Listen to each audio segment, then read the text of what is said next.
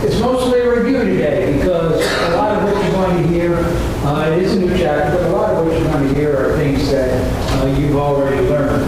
But there will be one really significant thing that you'll learn today that will come again, and that is devastating. So what I thought we'd do is we would just kind of start off a little bit with a little bit of a review. Let's go back to chapter 10. John was told to eat the little book and to prophesy about many people, nations, tongues, and kings. Now we all read this, and we all know that God was talking to John because he wants him to finish this book. He wants him to tell us all the details that are in the book. But the more I study this, the more I read the whole book and research it and think about this particular verse, the more I get the feeling that God is talking to us even more than he's talking to John. He's talking to us and say, yes, John's going to put it all down on paper, but I have a job for you, and that is to let everybody know. To let everybody know what I'm saying in this book before it gets too late. Thus, we have those opportunities to evangelize. Thus, we have those opportunities to pass out the Easter buttons or refrigerator magnets. And we have the opportunity to advertise for Jesus Christ. It is so easy. It is so easy to accept Christ right now. It will not be so easy then. Remember that. Chapter 11, John wrote about the rebuilding of the tribulation temple and the two witnesses and the impact they would have on the world. The same impact those evangelists, the same impact that the 144,000 Jewish evangelists had. There will be revivals everywhere because of these saints. And it's just, that's what we want to do today. We want to take a lesson from them. God gave all those people on the earth another chance. He said, I don't want you to not have a second chance. So I'm going to send you these 144. I'm going to send you these two. I'm going to send you converted Christians to pass the word.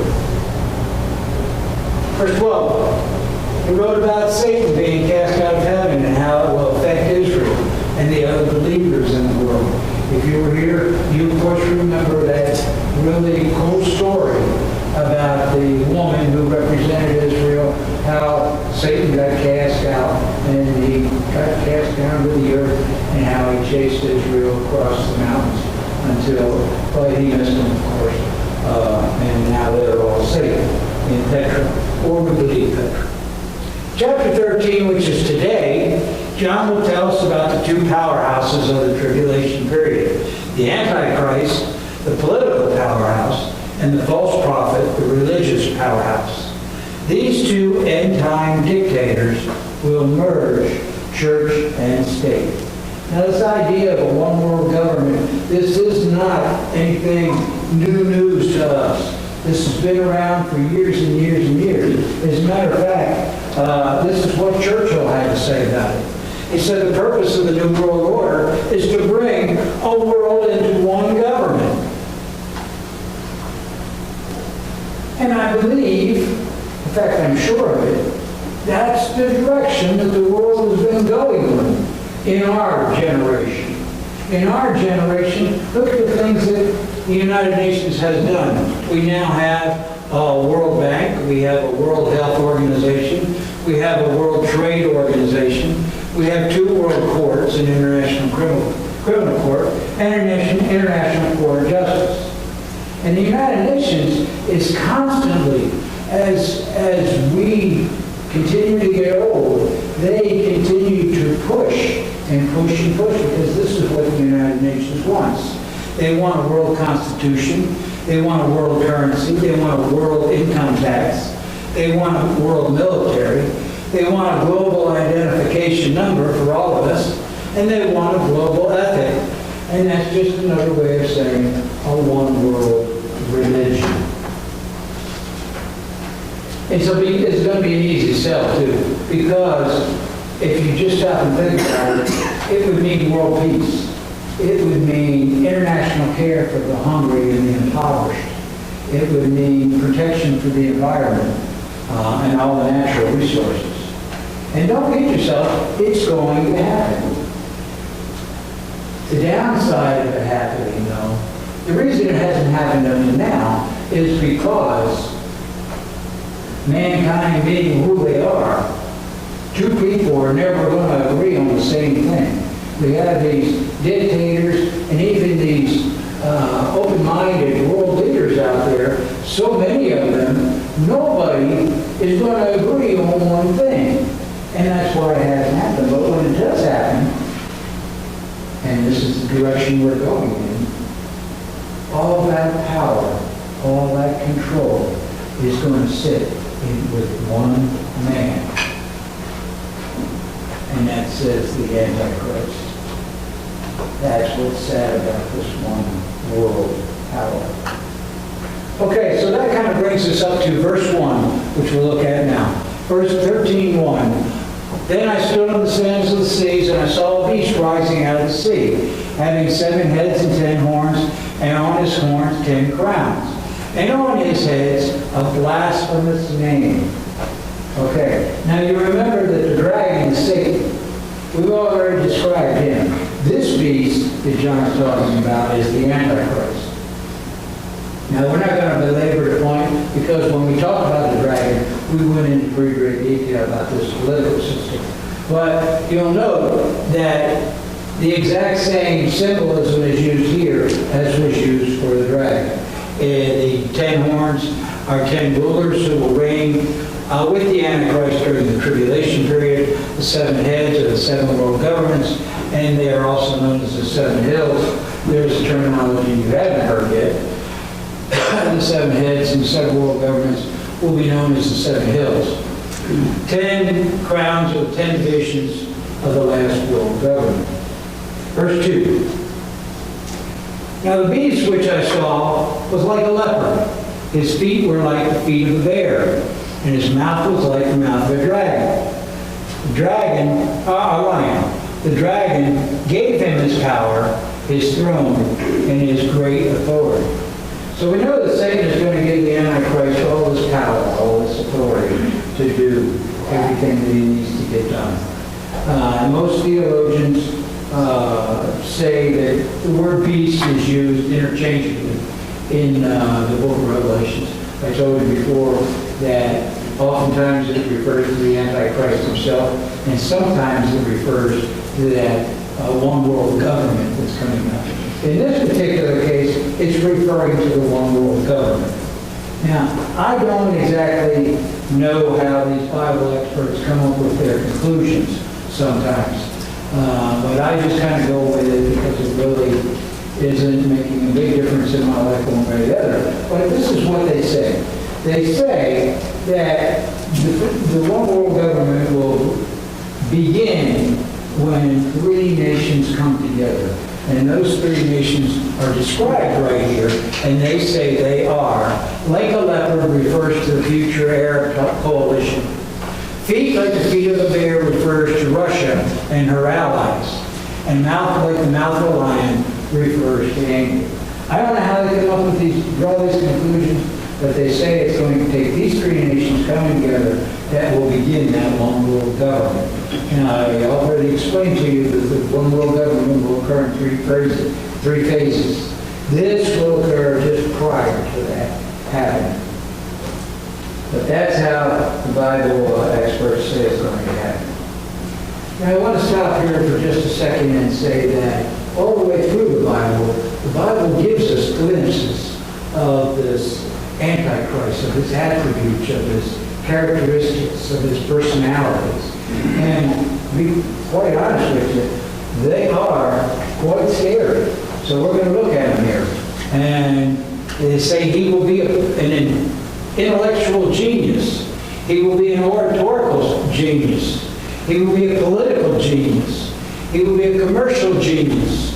He will be a military genius. He will be a religious genius. He will be a Gentile. And he will emerge from a reunited Roman Empire. Which makes perfect sense if you stop to think about it. When I told you about these 7 world governments, the last one before us, the last one before the last one, was the Roman Empire. That's how it ended, and it only kind of makes sense that it would start back up in that way. What we're going to do now, but this guy, it's not hard to see how he's going to be able to deceive the world. Just look at that. Remember I told you no 2 human beings ever agree on one thing? This guy will make them agree because he will have all these powers. He will have all this ability. He will be very convincing. He will be the only person on earth who could make this happen. And he gets all this from Satan himself. What we're going to do, for expedience purposes, this is a short sermon today, so we're going to skip about 9 verses. But that, as soon as I say that, I want you to understand that if you read something in this study that you don't understand or that I haven't covered to your satisfaction, please see me during the week or call me during the week and we'll talk through it, because it is hugely important to me that you understand this book, because it is so important to your Christian life. It's so important to your evangelistic life. So I want you to make sure that you understand all these details.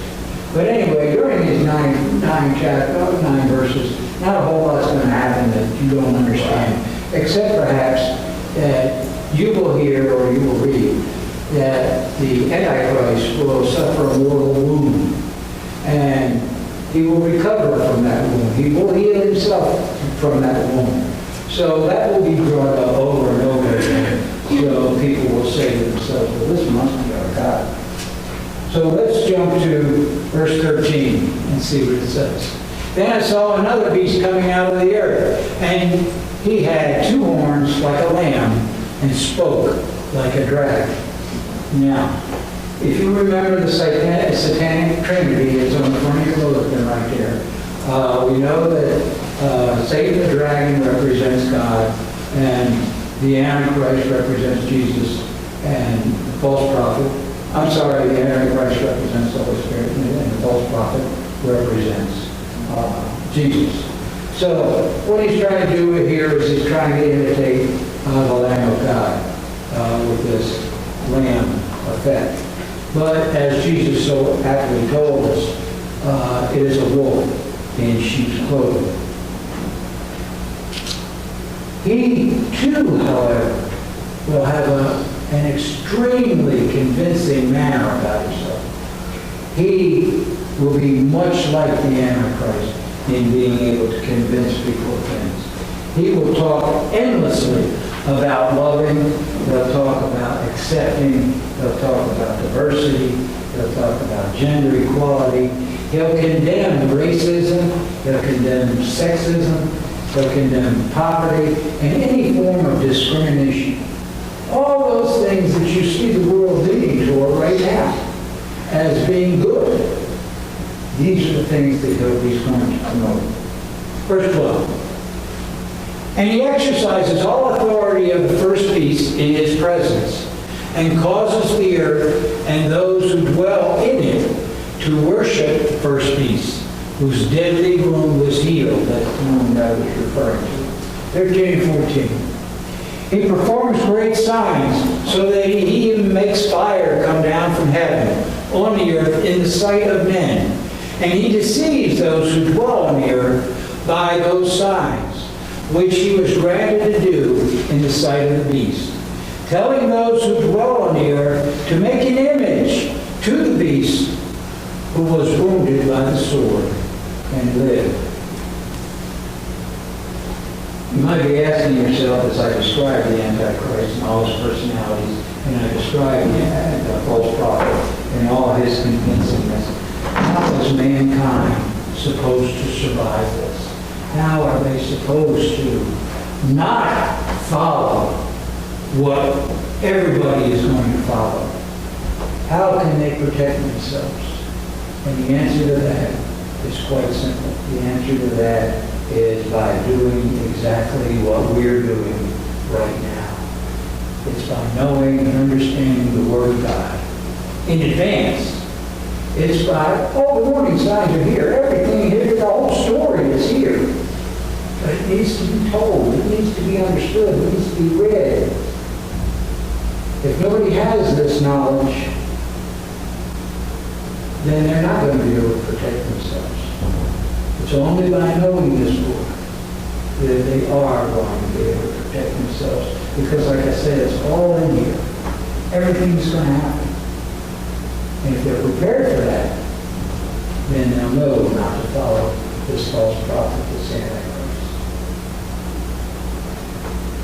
We're going to close today with the last chapter, which is something that we don't know about, or that we haven't talked about yet.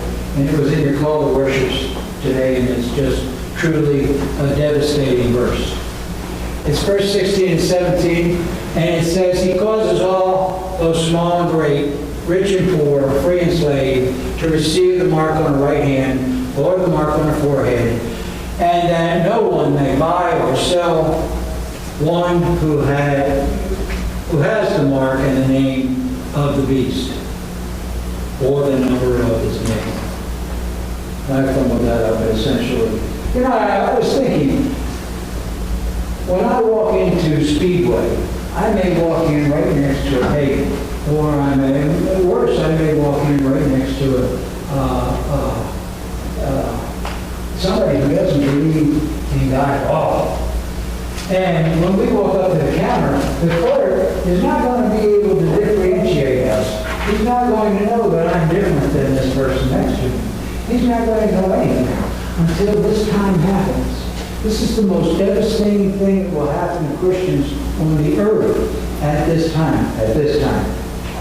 Because everybody who receives the mark of the beast is going to be able to trade. They're going to be able to walk in the Speedway.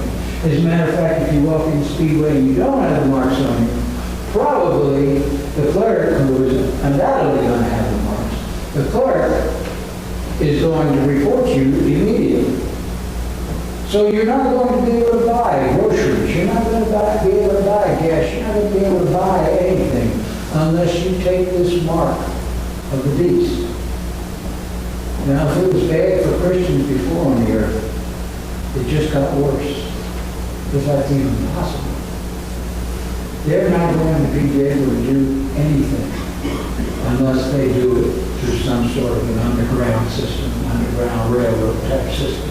It's the only way they're going to be able to eat. It's the only way they're going to be able to survive. Many are going to make the wrong decision. They're going to want to be Christians, but they're going to make the decision to eat and feed their family rather than follow Christ. That's the devastation of this verse. Things for Christians just got really, really, really bad. They're going to have to go into hiding. We don't want them to get to that. That's why God gave us this book. That's why He gave us this book to understand, so that we can give the book to others. That's our job. Amen. Amen.